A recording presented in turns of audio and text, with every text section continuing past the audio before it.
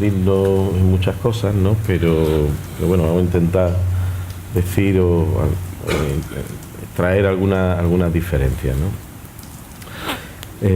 Aquí nosotros, el primer planteamiento que nos hicimos, ¿no?, con la atención primaria, en el momento además actual, pues coincide que el consejero de salud viene a atención primaria toda la vida, que el gerente del SAS pues inicia o lleva 15 años en atención primaria, aunque después termina en hospitales, y bueno, pues muchos de compañeros de la gerencia, pues cuando accedemos al puesto, pues dicen, ahora será el momento de la atención primaria, ¿no? Y yo creo que de alguna forma pues esperan algo de este tema, ¿no? Cuando nos ponemos a trabajar, porque claro, todo el mundo, yo ahora por mi puesto tengo que ir mucho al Parlamento, ¿no? Y todo el mundo habla de que la atención primaria, la piedra del sistema, piedra angular del sistema, es fundamental para la sostenibilidad, bueno, pero realmente, ya se ha comentado, llevamos muchos años que pues se ve como no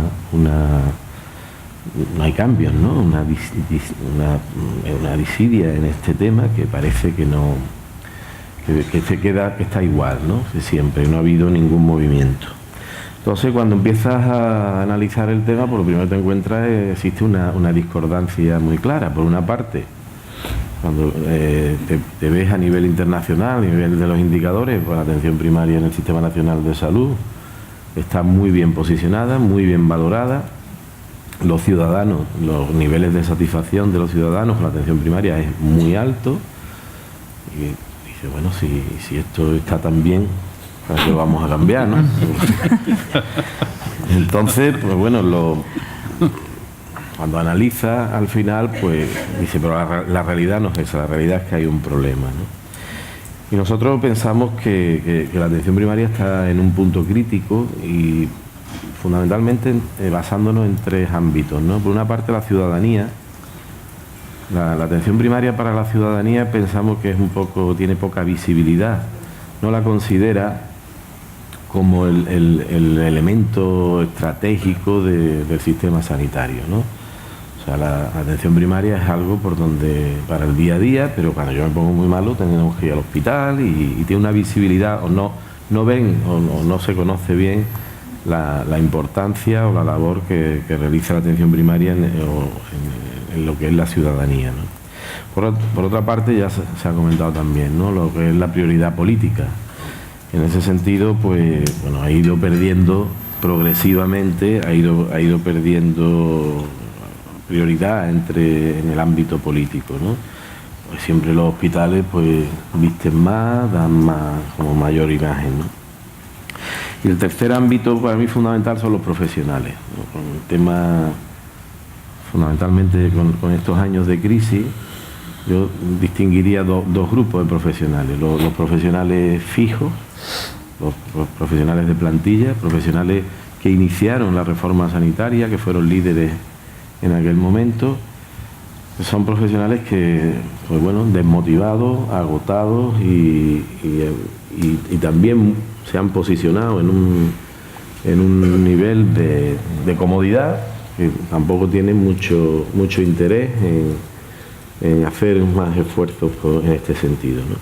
Y después tenemos los profesionales jóvenes, que son eventuales, la mayoría, con un futuro pues incierto, no saben qué perspectivas van a tener en el sistema, con un nivel de pertenencia al sistema pues bajo, ¿no?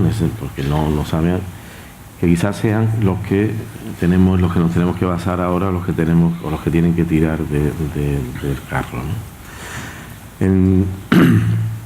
En este panorama decidimos que, pues bueno, pues que efectivamente que hay que hacer un plan de mejora de la atención primaria. Y la primera pregunta es ¿qué hacemos? ¿La segunda reforma de la atención primaria o no tenemos que llegar a ese tema? ¿Tenemos que modificar el modelo al 100% o no? Simplemente hay que retocar o renovar algunas cosas.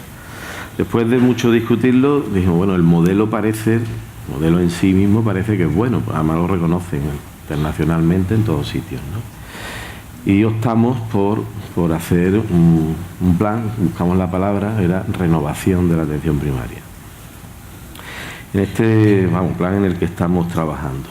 Hay otro punto importante que también se ha comentado, ¿no? Que tenía que ser un plan flexible y abierto, no un plan cerrado que nos tiramos 2 años haciendo el plan, le damos participación a todo el mundo y cuando ya lo va a implantar vienen las elecciones, cambian el gobierno y se queda en un cajón metido, ¿no? Y así hay, yo qué sé, yo cuando llegué al SAB había 3, me parece, allí ya, ¿no? Entonces hemos optado por un plan abierto donde se pueden ir incorporando innovaciones y cuestiones que se vayan generando a lo largo de este proceso, pero no pararnos, ¿no?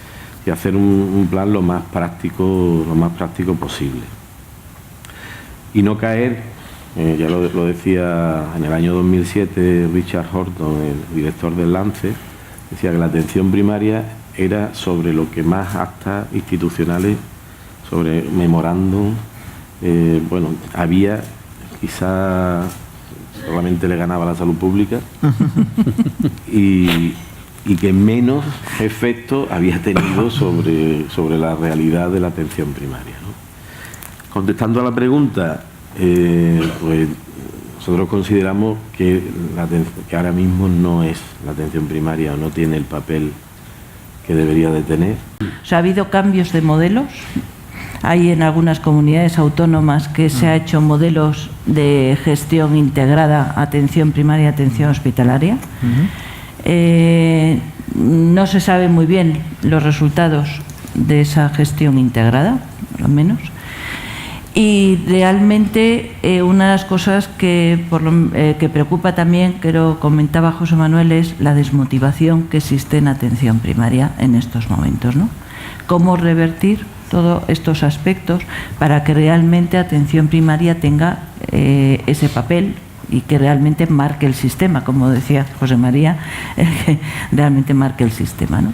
Entonces, hay medidas, a mí me gustaría que hablaseis un poco de qué medidas a nivel de política sanitaria, hablabas de coordinación, habrá que poner efectivamente coordinación con servicios sociales, con otros sectores, desde la política sanitaria, y habrá que ver otras medidas, como estaba comentando José Manuel, de una mayor redistribución de la financiación en la cual se vaya parte porque seguimos en crisis, o otra serie de aspectos que se está trabajando también en el servicio balear. Con lo cual me gustaría que también, aunque debatáis entre vosotros, vayáis un poco concretando qué medidas desde vuestros puestos estáis planteando tangibles, que se diga esto es lo que vamos a hacer, no a medio o largo plazo, porque eso, las legislaturas son 4 años, sino que sea... Normalmente. Si llevamos con gobierno en funciones... bueno, eso sí, eso es verdad, eso es verdad. Y que vayamos un poco esas medidas. Así que he interrumpido un momento, pero seguir conversando de lo que creáis. Quería hacer referencia. Juli dice que no puede decir el culpable del cambio de modelo. Yo sí puedo decir el culpable del cambio de modelo. Se llama Real Decreto Ley 16/2012, que deroga prácticamente la Ley General de Sanidad. A partir de ahí ya podemos abrir fuego cruzado con aquellos que fueron capaces de sacar el Real Decreto Ley 16/2012. Lo siento, pero como a mí me interpelan en la Asamblea, pues lo puedo decir sin ningún tipo de problema, decía la moderadora que quería planes concretos. Sí, mi primera intervención fue una intervención provocadora. Una intervención provocadora porque cuando uno llega aquí a las 9:30 de la mañana, estando en Córdoba, y encima con un día que ha dejado después de llover, y encima que ha ido a un espectáculo del agua, me parece, anoche, ¿no?, con un cóctel de bienvenida, pues igual estaba yo un poco apalancado en la silla. Entonces, medidas concretas. A ver, lo primero que tenemos que revertir es la excesiva medicalización que hemos hecho del sistema sanitario.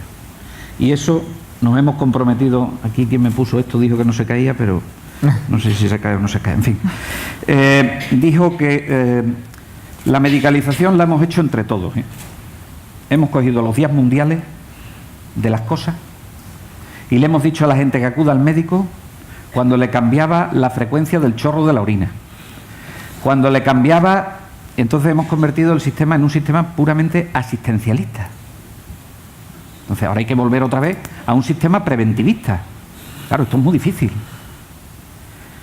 Y ese es uno de nuestros programas. Segundo, nosotros ya llevamos algún tiempo con como tú decías, con gerencias únicas de área. Algún tiempo desde el 2001, que asumimos las competencias en materia sanitaria.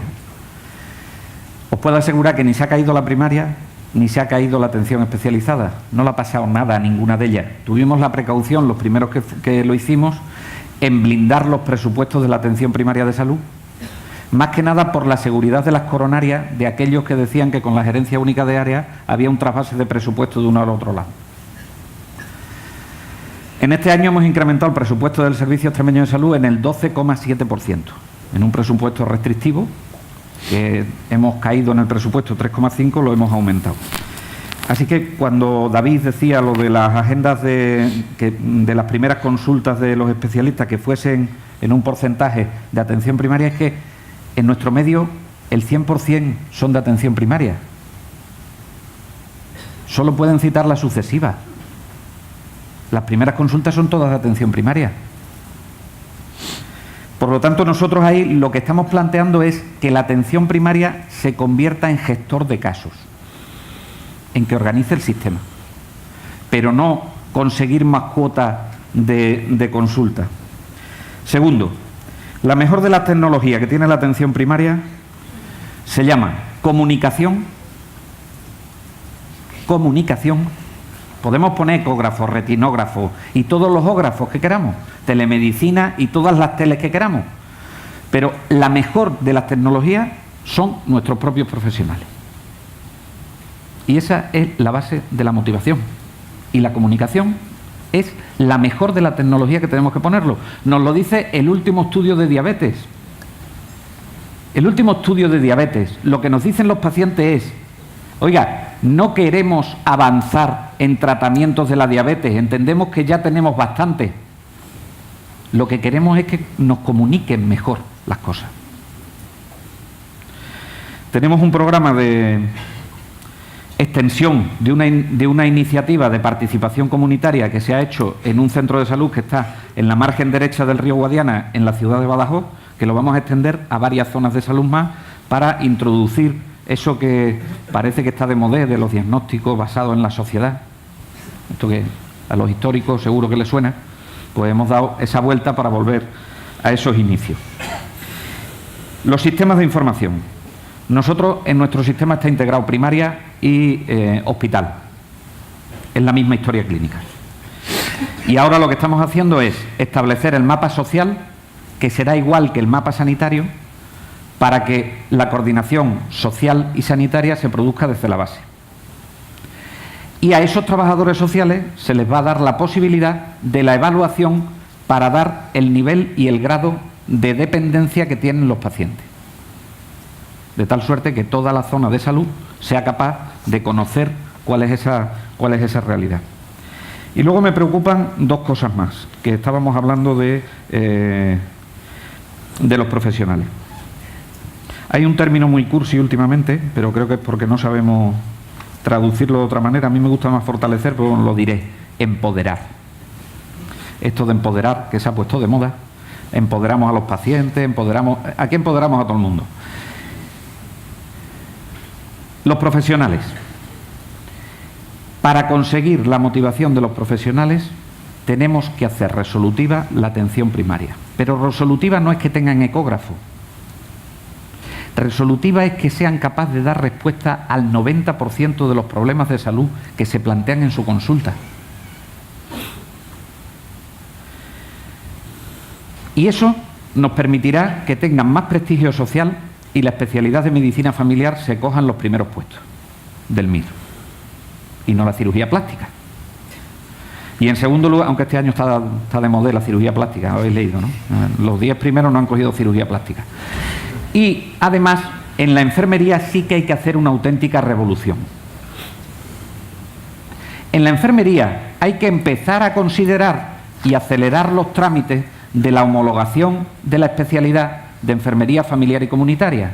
Y primero, contarlo como un requisito, el que tengan esa especialidad para trabajar en primaria. Y en segundo lugar, establecerlo, el primero como un mérito y después como un requisito cuando esté solucionado el problema de homologación de la especialidad.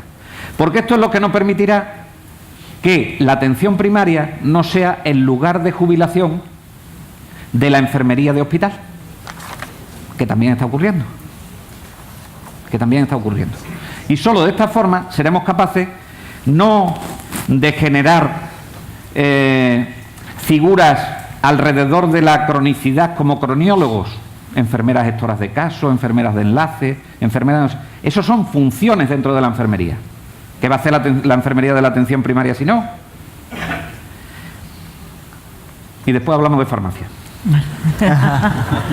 Vale, por favor, acortarlo para que la gente pueda después preguntar, porque ya son las 10:30. Voy muy rápido, si me permitís, 4 titulares y si después que en la conversación con las preguntas. Vamos un poco más a lo concreto. Gestión clínica y autonomía de gestión. Pero como tendremos un monográfico, un ratito lo pospongo. Vamos a las cursiladas, como decía el consejero, porque son muy importantes. Nos olvidamos de los nombres y vamos a las acciones concretas. Empoderamiento y capacidad de resolución. ¿Eso qué quiere decir? Tener los recursos que necesitas en el lugar que los necesitas, gestionados por los profesionales que necesitas, que tienen las habilidades que necesitas en aquel recurso. Y eso quiere decir más enfermería donde la necesites, con unas habilidades concretas, una acreditación concreta y una orientación a su función concreta, entre otras cosas. ¿Qué estamos o qué queremos potenciar en lo concreto en Cataluña en este aspecto? Rutas esenciales, especialmente en aquellas patologías crónicas, y por tanto consolidar que hay ese pacto de accesibilidad y tratamiento entre todos los niveles asistenciales con orientación de patología transversal, porque lo que nosotros estamos tratando son ciudadanos pacientes, no pacientes que entran y salen de nuestros centros de salud, sino que transitan por todos los servicios sanitarios y sociales. Potenciar también las tecnologías más allá de como decía el consejero, cualquier otra tecnología de diagnóstico que la tenemos, y no porque lo tengo que utilizar adecuadamente, y me permitiréis un apunto sobre este tema, pero tecnologías que nos permitan, por ejemplo, potenciar las consultas virtuales, porque no solo no se tienen que mover siempre los pacientes, sino más bien los profesionales, pero además entre los profesionales tampoco hace falta que se vayan moviendo y somos mucho más resolutivos, porque al final la información es lo que necesitamos, no la presencia siempre. Gestión compartida de las listas de espera, porque aunque sean quirúrgicas y especializada, la primaria tiene capacidad para optimizar el uso de los recursos. Transparencia y evaluación, porque nosotros creemos que tenemos que potenciar la competencia cooperativa. Dice, ¿qué quiere decir esto? Esto es otro branding. No. Eso quiere decir que como no estamos en un mercado como a veces algunos han pensado, tenemos que competir para mejorar, y por eso nosotros fuimos los primeros en poner con nombres y apellidos de todos los equipos de atención primaria de Cataluña qué resultados estaban teniendo en salud y se pueden comparar. ¿Para qué? ¿Para que se pongan rojos? No. Para tener lo que también tenemos, que es un observatorio de las buenas prácticas, porque tenemos que identificar por qué algunos lo hacen mejor y nos digan por qué lo hacen mejor y podamos extender. Por tanto, potenciar el observatorio de innovación en gestión, porque la innovación, como os decía al principio, no solo está en los medicamentos y en las tecnologías, también en los procesos y en las habilidades de gestión. ¿Qué queremos también potenciar en este sentido? Transparencia, por tanto, observatorio y buenas prácticas. Fomento eficiente de los recursos. Eso pasa por ejemplo, y esta ya es perspectiva desde la responsabilidad pública, en que tenemos una visión de todo, no solo de la primaria. También tenemos que ayudar a la primaria desde otros instrumentos que tenemos desde la pública para que hagan bien su trabajo. Por eso nosotros queremos seguir potenciando el programa que llamamos de esenciales. Porque alguien, que normalmente son las agencias de evaluación, nos tiene que decir aquello que no es coste efectivo. ¿Para qué? Para saberlo, para implantarlo, para evaluarlo y para que nuestros equipos sepan que hay procedimientos, procesos y tecnologías que no son coste efectivas. Por cierto, Ya 15 territorios o equipos en nuestra comunidad que están alrededor de los 5 millones de población de referencia, están implantando estas recomendaciones de la Agencia de Evaluación Catalana sobre qué es esencial y qué no es esencial. Y ahí también hay mejora de resolución, porque cuando no es esencial, a veces no solo no es eficiente, es que además no es bueno para nuestros pacientes y es malo para todo el sistema. Finalmente, el apoderamiento de los pacientes. Es que no podemos tener otro empoderamiento de los pacientes. Es que no podemos tener otra aproximación. Los pacientes están más informados, más formados y más exigentes, especialmente cuando sufren. Y últimamente han sufrido mucho nuestros pacientes. Podemos hacer dos cosas: que se informen o informarlos.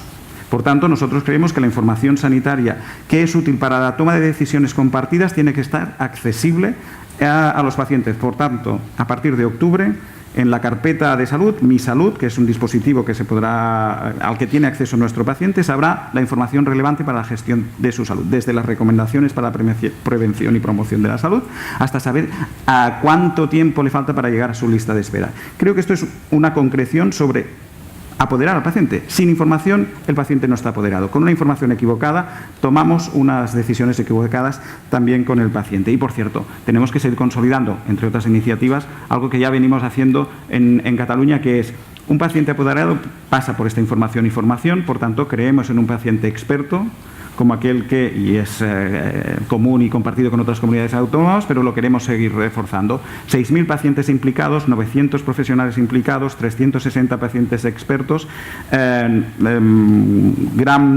alrededor de 10 patologías especialmente orientadas a la cronicidad. Es hacerlo con los pacientes, no solo para los pacientes. Muy bien, gracias. Juli. Gracias. Sí, yo también un poco contestando a la pregunta que hacías sobre las gerencias integradas o no integradas. Nuestra impresión es que un modelo puede ser muy bueno en un sitio y muy malo en otro. Y en nuestra comunidad autónoma interna tenemos el ejemplo clarísimo. Tenemos 2 gerencias integradas, Menorca y Ibiza, integradas de siempre, o sea, ya desde toda la vida, ¿no? que funcionan como un reloj, ¿no? En cambio, en Mallorca, que es la isla más grande, bueno, lo conocéis, había una gerencia de atención primaria. La legislatura anterior intentaron, de hecho la suprimieron, la eliminaron y asignaron los distintos centros hay 4 hospitales, pues a cada uno de los hospitales. Fue un desastre, generó una desmotivación brutal. Fue tan mal que a los pocos meses de haberlo hecho, los propios que habían eliminado la gerencia la volvieron a crear. ¿No? O sea, volvieron otra vez al modelo anterior, ¿no? Por tanto, pues ahí tienes un ejemplo de que no todo es perfecto y no 2 y 2 son 4, ¿no? Hecha esta matización, nosotros ¿por qué estamos empujando, intentando, ¿no? Bien, ya antes he comentado ya alguna cosa, he comentado el incremento presupuestario para primaria, por supuesto, dentro de la estrategia de crónicos. No porque no se atiendan los crónicos, pero sino tal vez, pues, como os decía antes, porque a lo mejor no lo estamos haciendo pues, de la mejor forma posible o lo bien organizados que podríamos estar, ¿no? Y en esto, aparte de esos debates que os he comentado antes y que queremos que salgan de abajo arriba, porque sin participación pues no va a haber resultados, o creemos que no van a haber resultados. Dentro de la estrategia, pues sí que estamos potenciando cosas que se han dicho aquí, ¿no? El tema de las escuelas de pacientes, ¿no? Lo vemos imprescindible. ¿Por qué? Pues también el consejero lo decía hace un momento. Ahora vienen a ver al médico, sobre todo, y a veces también a la enfermera, por cualquier cosa, ¿no? Por cualquier. Si nosotros tenemos pacientes bien informados y tenemos escuelas de pacientes, pues probablemente la cosa pueda cambiar, ¿no? Potenciar el papel de enfermería, efectivamente. Yo lo he comentado antes, vivió una revolución en su momento y nosotros entendemos que tiene que vivir la segunda y también tiene mucho que ver con el desarrollo de esa especialidad, ¿no? Tienen que asumir realmente más roles, que además están perfectamente capacitadas para hacerlo, y en esto incluyo la prescripción enfermera, otro elemento provocador, ¿no? En este momento. En ello incluyo la prescripción enfermera y tienen que asumir pues realmente el papel para el cual están formadas y capacitadas, ¿no? Y eso también pues es un reto que en nuestra comunidad pues también estamos empujando. Pero y ahora tal vez os chocará, un tema muy importante que nosotros entendemos para primaria es también la revolución que intentamos llevar en los hospitales. Es decir, tenemos bastantes gerentes de hospitales que provienen de primaria, primera cosa, ¿no? Segunda, estamos convencidos que la dinámica del hospital, que es una vorágine pues brutal, ¿no? Pues gran parte de las veces pues se lleva el protagonismo, se lleva el presupuesto, y muchas veces pues no sabes muy bien para qué o por qué, ¿no? Nosotros entendemos que el hospital tiene que transformarse. Había un artículo, no sé si lo habéis leído hace relativamente poco, de Jordi Varela, en este sentido que yo creo que era realmente pues muy interesante, ¿no? Y precisamente hablaba de eso, ¿no? Nosotros hemos empezado a poner en los contratos de gestión de los hospitales ligados a los de primaria, ¿no? O sea, de alguna forma no van a cumplir ya no vale que el gerente del hospital su preocupación sea la estancia media, no, tiene que preocuparse también de lo que realmente, porque al final esto es un continuum, ¿no? Y el que realmente sea un continuum puede tener que ver en que estemos integrados o no, pero también en la forma de actuar y de trabajar, ¿no? Y yo no me extiendo más, yo creo que estas un poco son las líneas de acción. José Manuel. Bueno, nosotros la reorientación pensamos que debe basarse en 5 fundamentos, ¿no? Que ya se han comentado, yo creo que prácticamente todos, ¿no? El primero es que tiene que estar centrada en la equidad, ¿no? Y ya se ha dicho antes, la distribución de recursos tiene que ser desigual y tiene que ir ligada en base a los problemas de salud que existen en cada sitio, ¿no? Debe de basarse en una personalización del servicio, ¿no? En el sentido de intensidad y extensión de la atención que esté graduada por la necesidad de los entornos específicos de los individuos y de las poblaciones. Debe de basarse en el desarrollo progresivo de sistemas y redes colaborativas con pacientes y familiares, como socios igualitarios en lo que es la atención sanitaria. La transformación de los servicios debe estar guiada por la cultura y por el conocimiento, y en este sentido pues creo que hemos apostado también de una forma muy clara y decidida por fomentar todo lo que es la innovación y la investigación en atención primaria, a lo cual pues estamos haciendo convocatorias específicas solo para atención primaria, lo que es investigación, y ahora vamos a incorporar lo que es la innovación.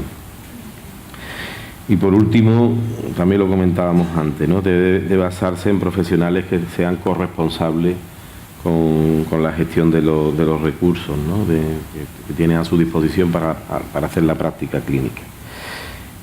Estos son fundamentos generales, ¿no? Y hay otra cuestión de las que comenté antes, se me olvidó, y es que si estamos hablando de desmotivación y demás, uno de los aspectos fundamentales es un cambio estratégico en la política de recursos humanos.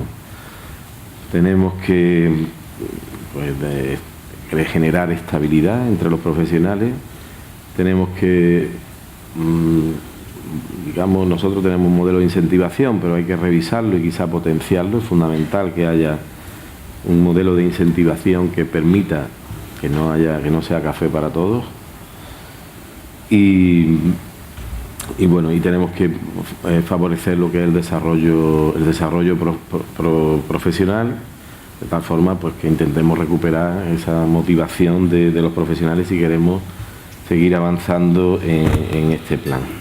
Ya se ha comentado, nosotros decimos recuperar el equipo de atención primaria, el médico y la enfermera, ¿no? Parece una cosa obvia, pero también hemos detectado que en los últimos años pues no funciona todo lo bien que debería. También coincidimos con lo que ya se ha comentado en el tema los cambios de roles entre profesionales. O sea, tenemos que ir ciertas tareas pasándolas a otros profesionales, el médico a la enfermera, de la enfermera al auxiliar de enfermería o al auxiliar administrativo, ¿no? Y bueno, y hay un tema que también luego probablemente va a salir, el tema de la gestión clínica, que es centrarse en lo que verdaderamente tiene valor y dejar de hacer aquellas cosas que no aportan valor, ¿no? Centrar la asistencia o el tiempo en aquellas cosas que de verdad van a repercutir en resultados clínicos, en resultados en salud. Y ahí yo creo que nos toca hacer una revisión bastante importante de muchas cosas que hemos ido implantando durante mucho tiempo y que o no la hemos evaluado o la hemos evaluado, pero después no hemos sido lo suficientemente valientes como para retirarlas, ¿no?